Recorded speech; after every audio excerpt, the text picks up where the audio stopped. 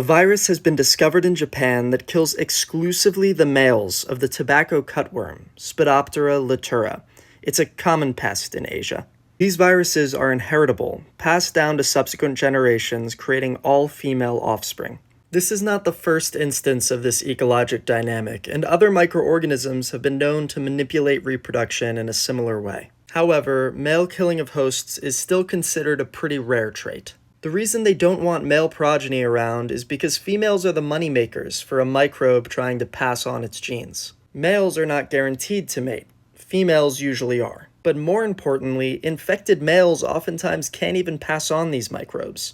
It's easier for a microbe to hitch a ride on an egg than it is for it to hitch a ride on some swimmers.